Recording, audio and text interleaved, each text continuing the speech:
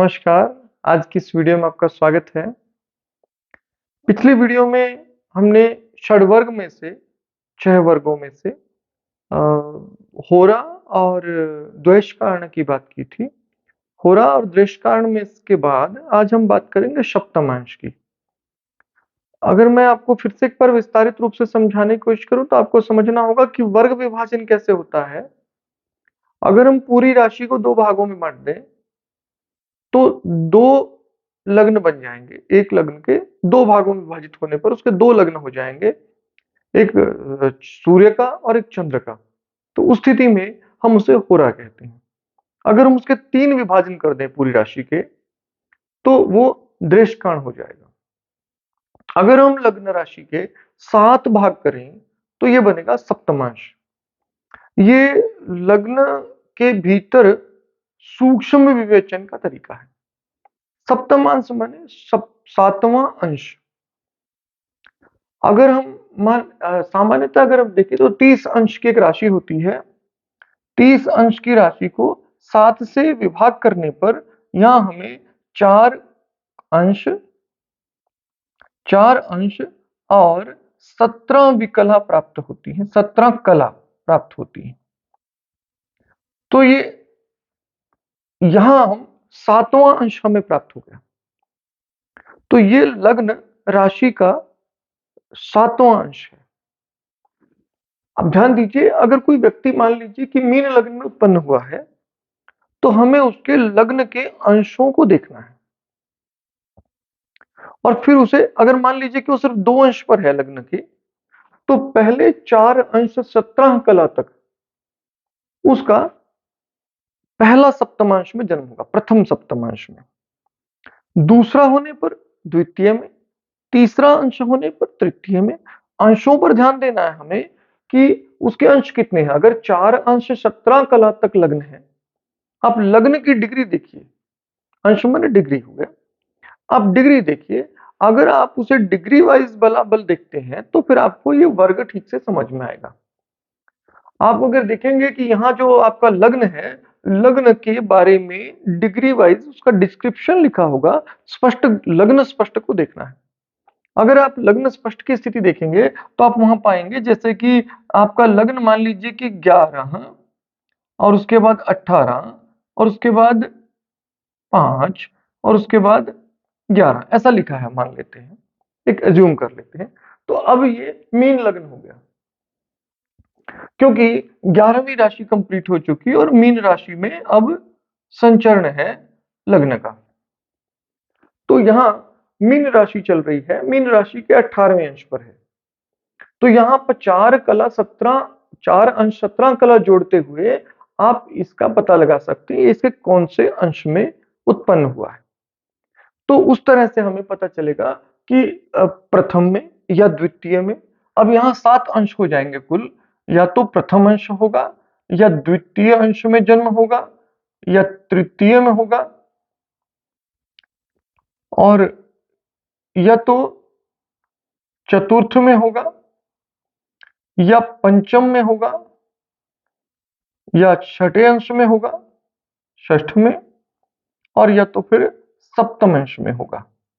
तो इस तरह हमने राशि के 4 अंश 17 कला करते हुए 7 भाग कर लिए हैं। कुल 30 डिग्री की एक राशि होती है। तो इस तरह हम उसके 7 विभाग करके 7 टुकड़े कर लिए और हमें यह देखना है सबसे पहले कि किस हिस्से में जन्म हुआ है, जन्म के समय कौन से अंश में जन्म है। जैसे कि मैंने बताया कि अगर मान लीजिए किसी व्यक्ति का 4 अंश पे जन्म हुआ है, अगर 4 अंश ही है पूरा, या 4 अंश 2 कला है, 3 कला है, तो पहले में होगा। अगर उस व्यक्ति का 6 अंश पर जन्म हुआ है तो ये 8 और 34 तक, 8 अंश 34 कला तक ये दूसरा अंश रहेगा, तो द्वितीय आ जाएगा। इस तरह से जोड़ते हुए हम आगे 4 17 को जोड़ते हुए हम आगे 7 विभाग उसके देख सकते हैं। ये तो हो गई इसकी गणितीय स्थिति कि हम कैसे पता लगाएं कि सप्तमांश कौन सा है जन्म के समय। तो लग्न देखकर हम सप्तमांश ज्ञात कर सकते हैं। लेकिन अगर आप बहुत गणितीय विवेचनाओं में नहीं पढ़ना चाहते तो आजकल इसके लिए अधिकतर सॉफ्टवेयर ऐप जो भी हैं, ऐप हैं या सॉफ्टवेयर हैं जो चाहिए, उनमें आप अपनी जन्म तिथि समय डालकर आप अपने सप्तमांश का पता लगा सकते हैं आसानी से। आप अपनी सप्तमांश कुंडली वहां पर देखिए। इसका फल कैसे करते हैं? सबसे पहले आपको अपने सप्तमांश के भाग को देखना होगा कि आप उसके कौन से भाग में पैदा हुए। ये इस तरह से। ये आपने भाग निश्चय कर लिया। अब आपको ये देखना है कि आपकी जन्म की राशि कौन-सी है, सम राशि है या विषम राशि है।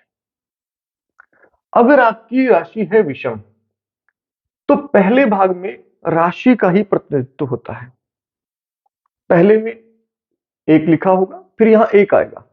अगर आपका मान लीजिए मेष राशि में जन्म है और 4 अंश 17 कला से पहले है, तो यहां मेष लिखा होगा, सप्तमांश कुंडली में।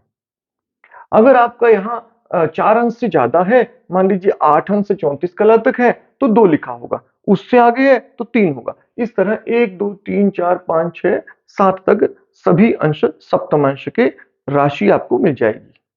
तो ये लग्न राशि आपकी तय हो जाएगी। अगर आपका मेष में है, मिथुन में है तो 3 होगा, सिंह में है तो 5 होगा। अब यहां भी एक विशिष्टता है, अगर आपका मेष राशि है तो उसी राशि के प्रथम अंश में जन्म होगा। अगर आप पहले अंश में हैं, पहले 4 अंश 7 कला तक की बात कर रहा हूं, 17 कला तक की, उसके बाद उससे अगली, फिर उससे अगली, फिर उससे अगली।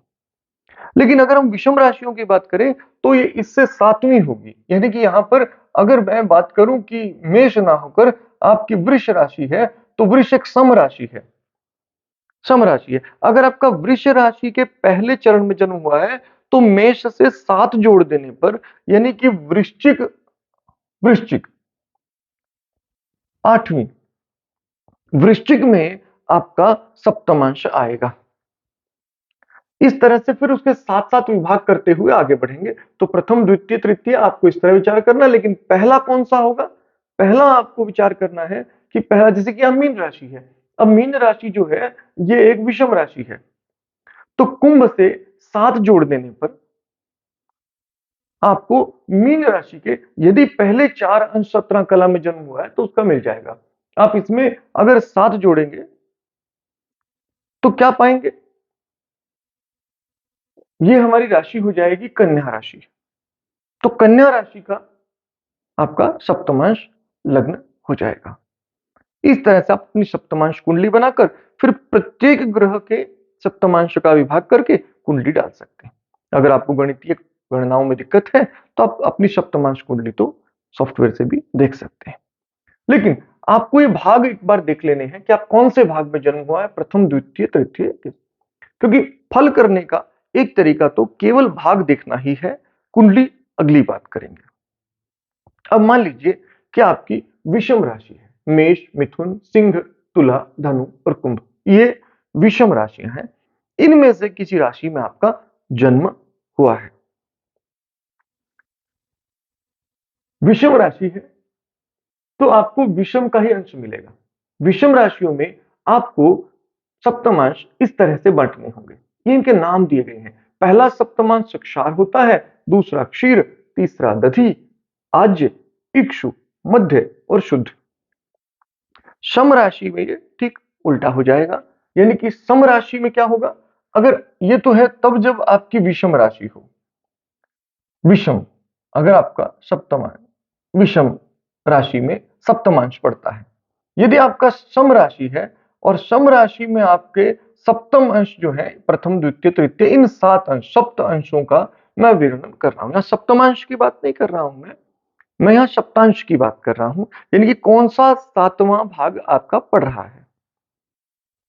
यानी कि आपकी मेष राशि है तो मेष राशि के 7वां भाग होने पर पहला भाग आने पर क्या होगा, दूसरा क्या होगा, तीसरा क्या होगा, इस तरह से इसका वर्णन कर रहे हैं।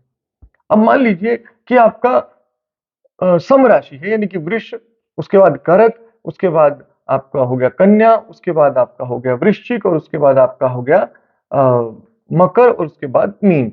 इन राशियों में से किसी में आपका जन्म हुआ है और फिर आपने सप्तांश ज्ञात किया कि आप कौन से सप्तांश में पैदा हुए हैं।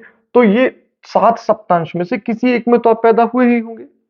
उनके अनुसार कैसे सम करेंगे? तो इसको ठीक उल्टा करेंगे। प्रथम में शुद्ध सप्तांश पड़ेगा, द्वितीय में मध्य होगा ये उलट जाएगा, बिल्कुल सम में उलट जाएगा, नीचे से शुरू होगा। तृतीय में इक्षु होगा, चतुर्थ में आज्य होगा, पंचम में दधि होगा, सप्तम में षष्ठम में क्षीर होगा, सप्तम में क्षीर होगा और नवम सप्तम सॉरी षष्ठम में क्षीर होगा और सप्तम में क्षार होगा। अब इससे क्या निर्णय करते हैं, फल में क्या निर्णय करते हैं, फल में कैसे निर्णय करते हैं? अगर मान लीजिए आपका शुद्ध में जन्म हुआ है, शुद्ध क्या, शुद्ध जल, शुद्ध जल के समान स्वच्छ स्वभाव का निर्मल चरित्र का व्यक्ति होता है, एकदम बहुत श्रेष्ठ स्वभाव होता है, मन काफी स्वच्छ होता है, काफी पारदर्शी होता है, ऐसे व्यक्ति को समझना बड़ा सरल होता है। अगर द्वितीय में हो तो मध्य, मध्य जो है, मध्य मतलब उन आनंदित तो रहता है लेकिन आत्म केंद्रित होता है, ऐसा व्यक्ति स्वाभिमानी या कभी-कभी बहुत अभिमानी हो सकता है। स्वाभिमानी तो निश्चित रूप से होगा, अधिक स्वाभिमानी होगा पर, और आत्म केंद्रित होता है ऐसा व्यक्ति। अगर जन्म हो इक्षु में, अब इक्षु यानी कि इक्षु रस, ईख का रस, गन्ने का रस, ये मिठास से भरा होता है, तो ऐसा व्यक्ति बहुत मधुरभाषी होता है, ऐसा व्यक्ति बहुत मिलनसार होता है। अगर आपका जन्म अपनी राशि के चौथे अंश में हुआ है तो ये होगा आज्य। आज्य, आज्य बोलते हैं घृत को, घी। तो ऐसा आदमी काफी ज्यादा एक तरह से गहराई लिए होगा और याजक होगा, मतलब धार्मिक स्वभाव का होगा। आज्य जो घृत यज्ञ में डलता है उसे आज्य, तो वो व्यक्ति स्वभाव से काफी धार्मिक प्रवृत्ति का होगा। अगर दही की बात करें, अब दही कैसे होता है कि दही मुश्किल से जमती है, जम जाए तो फिर स्थिरता से जम जाती है। तो ऐसे व्यक्ति के जीवन में शुरुआती कठिनाइयां अधिक होती है, शुरुआती कठिनाइयां बहुत अधिक होती है और बाद में इसका जीवन काफी सफलता प्राप्त करता है। उसके बाद क्षीर, क्षीर का मतलब है धर्म भी और भौतिक सुख भी, संसार भी, दोनों का मिश्रण है, दोनों प्राप्त होंगे, दोनों के साथ साथ सामंजस्य बिठाकर चल पाता है। और अगर हम बात करें क्षार की, तो क्षार जो है, क्षार हम बोलते हैं हम आपको यहाँ पर, तो क्षार जो है ये कठिनाइयों से भरा जीवन, थोड़ा कटु स्वभाव का भी हो सकता है, कठोर जल्दी हो जाता है ऐसा व्यक्ति, कड़वा हो जाता है। अगर आपका विषम राशियों में जन्म है तो इसके ठीक उल्टा होगा, यानी कि प्रारंभ में क्षार होगा, फिर क्षीर, फिर दधि, फिर आज्य, इक्षुरस, मध्य और शुद्ध। ठीक, इस तरह से हम इसका व्यक्ति के स्वभाव को निर्णय करने में उपयोग कर सकते हैं सप्तमांश। अब हम मुख्य बात पर पहुंचते हैं, सप्तमांश से संतान का सुख देखा जाता है। सप्तमांश से हम ये देखेंगे कि संतान क्या होगी, ये पुरुष संतान हो रही है, स्त्री संतान हो रही है, लड़का हो रहा है, लड़की हो रही है, और अधिक संख्या में क्या होंगे, अधिक संख्या में लड़के होंगे, अधिक संख्या में लड़की होगी, कन्या का सुख है या नहीं है, पुत्र का सुख है या नहीं है, पुत्री का सुख है या नहीं है, उनके साथ संबंध कैसे होंगे, उनके साथ सामंजस्य कैसा रहेगा, और आपकी संतान सफल होगी या असफल रह जाएगी, आपका स्वयं का संतान के साथ सामंजस्य कैसा होगा। इसे समझने के लिए क्या देखना है, आइए जरा इस पर विचार करते हैं। सबसे पहले आपने लग्न का विचार करना है कि सप्तमांश में किस स्वामी, कौन से ग्रह को सप्तमांशेष बना है। अब जैसे अगर हम सिर्फ इसी कुंडली की बात करें तो बृहस्पति यानी कि मीन राशि यहां पर पड़ रही है, तो सप्तमांशेष कौन हो गया, बृहस्पति हो गया। अब सप्तमांशेष कहां गया है, आपको इस पर ध्यान देना है। यहां हमें दो तीन बातों पर ध्यान देना होगा। सबसे पहली चीज, सप्तमांश जो है, जितना सप्तमांश स्थान में पाप ग्रह होंगे, सबसे पहले तो मेल फीमेल को समझ लेते हैं कि अगर सप्तमांश पुरुष ग्रह है, सप्तमांश पुरुष ग्रह है, सप्तमांश में विषम राशियां, सबसे पहले विषम राशियां जो है वो पुरुष राशियां मानी जाती है और सम राशियां जो स्त्री राशि मानी जाती है। तो एक तो सबसे पहला यही मामला हो गया कि अगर आपके सप्तमांश लग्न में पुरुष राशि है और पुरुष ग्रह उसमें युक्त भी है, तो पुरुष संतान अधिक होती है। अगर स्त्री राशि है और स्त्री ग्रह भी बैठे हैं, तो स्त्री संतान ज्यादा होंगी। ये तो हो गया कि पुत्र ज्यादा होंगे या पुत्रियां ज्यादा होंगी, संख्या में कैसे सामंजस्य बिठाएं। अब दूसरा, क्या वो सुखी रहेंगी, क्या उनसे सुख प्राप्त होगा, संतान का सुख कैसा रहेगा। जितने शुभ ग्रह सप्तम स्थान में होंगे, सप्तमांश लग्न में होंगे, सप्तमांश कुंडली के लग्न में जितने शुभ ग्रह होंगे, उतना ही संतान का सुख अधिक होगा। जितने पाप ग्रह अधिक होंगे, उतना ही संतान का सुख कम होगा। अगर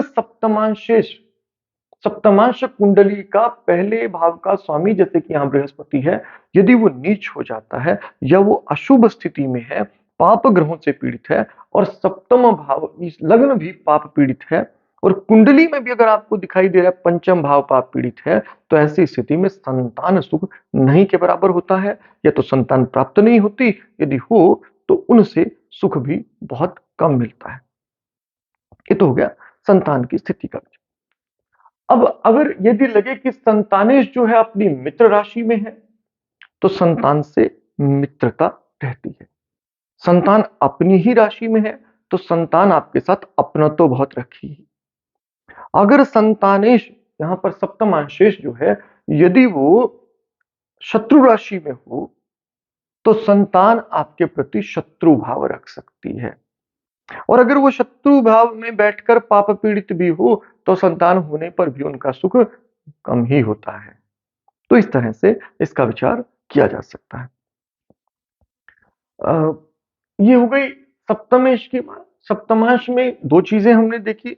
एक तो सबसे पहले पुरुष ग्रह यदि प्रधान हो तो पुत्र संख्या अधिक। यदि स्त्री ग्रह प्रधान हो तो स्त्री संख्या अधिक।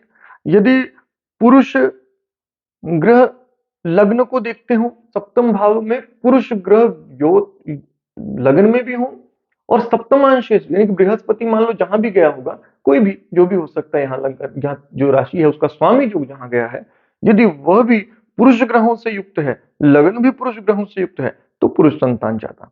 दोनों स्त्री ग्रह से युक्त है तो स्त्री संतान ज्यादा। दोनों यदि पाप पीड़ित हैं तो संतान सुख में समस्या। दोनों यदि शुभ ग्रह से युक्त है तो संतान सुख अच्छी। संतान की सफलता भी इससे देखी जा सकती है। संतान के सप्तम अंशेष जितना ज्यादा बली होगा और जितना शुभ स्थिति में होगा, उतना संतान की सफलता भी अच्छी रहेगी। तो इस तरह से हम सप्तमांश कुंडली के द्वारा संतान का विचार करेंगे। उम्मीद है आप इस वीडियो में इस टॉपिक को अच्छे से समझे होंगे। अगली वीडियो में अगले वर्ग पर बात करेंगे। तब तक आपका दिन शुभ हो। धन्यवाद।